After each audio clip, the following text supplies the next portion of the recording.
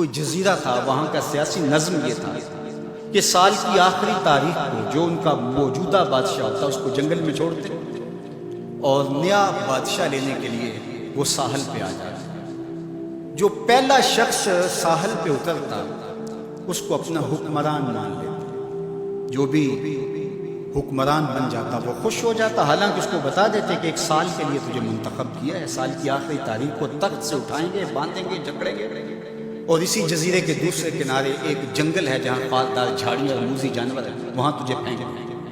وہ بھول جاتا، کہتا دیکھی جائے گی، اور سال کی آخری تاریخ جب وہ رسیاں اور زنجیریں لے کے آتے تو وہ پریشان ہو جاتا کہ آنکھ جھپکنے میں سال گزر گیا، پتہ ہی نہیں چلا۔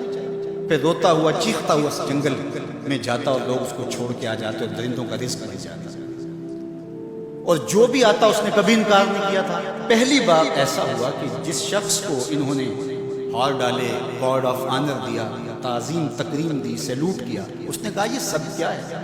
کہا کہ آج کے بعد تو ہمارا حکمران ہے۔ کہا میں تو امور سلطنت نہیں جانتا، میں تو تاجر آدمی ہوں، چیزیں بیچنے آیا ہوں۔ کہا کہ ہمارا اصول یہی ہے کہ سال کی پہلی تاریخ کو پہلا شخص جو جزیرے پہ قدم رکھتا ہے وہ ہمارا حکمران ہوتا ہے۔ اس نے کہا میں تو امور سلطنت کو نہیں جانتا، تو یہ کس طرح ذمہ داری قبول کر سکتا ہوں؟ انہوں نے کہا کہ تمہیں کرنا ہوگی، اس کے علاوہ کوئی راستہ نہیں ہے، ہمارا یہ قانون ہے، ضابطہ ہے، اور یہ بھی بتا دیں کہ سال کی آخری تاریخ کو تجھے اسی جنگل کے دوسرے کنارے چھوڑائیں گے جہاں موذی جانوروں کا رین بسیرا ہے۔ تو اس نے کہا اگر انجام اتنا دردناک اور خطرناک ہے پھر تو میں بالکل جانے کے لیے تیار ہوں۔ تو انہوں نے کہا تو چاہے نہ چاہے باندھ کے بھی تخت پہ بٹھانا پڑا تمہیں بٹھائیں گے۔ اس نے کہا اچھا مجھے یہ بتاؤ کہ سال بعد میری بات مانو گے یا نہیں؟ انہوں نے کہا کہ ہاں، قانون میں تو ترمیم نہیں کر پائے گا، لیکن یہ ہوگا کہ تیرے انتظامی حکم ہم ماننے پہ مجبور ہیں۔ اس نے کہا ٹھیک ہے، میں تمہارا حکمران بننے کے لیے تیار ہوں۔ رومی بولتے ہیں کہ جب بھی کوئی شخص تخت نشین ہوتا تو وہ بھول جاتا کہ میرے 7 سال کی آخری تاریخ میں کیا ہونے والا ہے۔ وہ عیش و عشرت کرتا اور یوں وقت گزارتا، سال کی آخری تاریخ آنکھ جھپکنے میں آ جاتی۔ لیکن یہ پہلا شخص تھا، تخت نشین ہوتے اس نے پہلا حکم نامہ جاری یہ کیا کہ کمانڈوز بلائے جائیں۔ بلائے گئے، کہا اس جنگل میں چلے جاؤ جہاں تم بادشاہوں کو پھینک کے آتے ہو، اور وہاں کے موذی جانور کاٹ ڈالو۔ پھر بلدیہ کے ملازمین بلائے، کہا جاؤ جا کے وہاں کی جھاڑیاں کاٹو۔ پھر معمار بلائے، کہا جا کے وہاں محل تیار کرو۔ کچھ لوگوں کو بلایا، کہا جا کے وہاں پھول لگاؤ، پھلدار درخت لگاؤ، سایہ دار شجر لگاؤ۔ پوری حکومتی مشینری اس جنگل کو کٹوانے، وہاں کے موذی جانور قتل کروانے، اور وہاں خوبصورت محل بنوانے، کنویں کھدوانے اور پھلدار درخت لگوانے میں صرف کر دی۔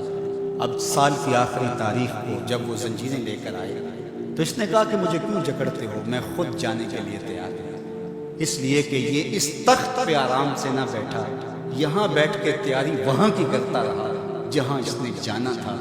کافر اور فاسق دنیا کے تخت پہ عیش کرتا ہے، بھول جاتا ہے کہ میں نے کہاں جانا ہے، اور صالح مومن اس تخت پہ آرام سے نہیں بیٹھتا، جہاں جانا ہے اس کے لیے تیاری کرتا رہتا ہے۔ اور جب جنازہ اٹھتا ہے تو وہ کہتا ہے اجلوا بی اجلوا بی ولا تؤخروا بی، دیر نہ کرو، مجھے جلدی لے جاؤ، میرا تو وہاں انتظار ہو رہا ہے۔ اور پھر جب وہ وہاں پہنچتا ہے تو القبر روضۃ من ریاض الجنہ، وہ جنت کے باغوں میں سے باغ بن چکی ہوتی ہے۔ وہ سارے تھور، ساری جھاڑیاں، ساری آگ اور وہاں کے سارے بھڑکتے ہوئے شعلے بجھا چکا ہوتا ہے۔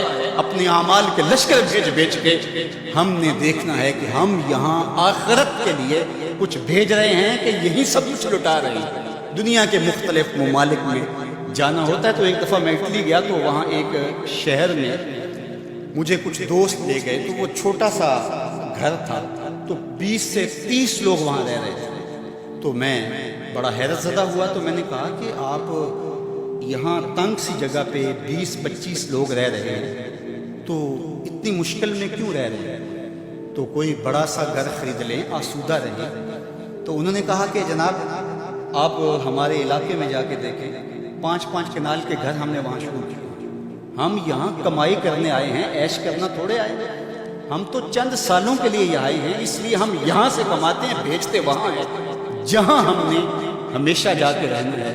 میں نے کہا یہی تو میں سمجھانے آیا ہوں، جہاں جتنا رہنا ہے وہاں کا انتظام بھی اس حساب سے کرو۔ حضور نے فرمایا کن فی الدنیا کانک غریب او عابر السبیل، دنیا میں ایسے رہو جس طرح مسافر اجنبی رہتا ہے۔ دنیا پر جینا لگا کے بیٹھ جاؤ، چند دن کے لیے آئے ہو، یہ آخرت کی کھیتی ہے، دارالعمل ہے، وہ آخرت دارالجزا ہے۔ تو قبل اس سے کہ وہ وقت آئے ہاتھ ملتے رہ جائیں، توبہ کا در کھلا ہے، سورج ابھی مغرب سے طلوع نہیں ہوا، اللہ کی رحمتیں برس رہی ہیں، اٹھے ہوئے ہاتھ وہ موڑتا نہیں، خالی نہیں پھیرتا، تو اس کی دہلیز، اس کا در، اس کی چوکھٹ نہ چھوڑنا، اور آج غور کرنا کہ ہم کھڑے کہاں ہیں۔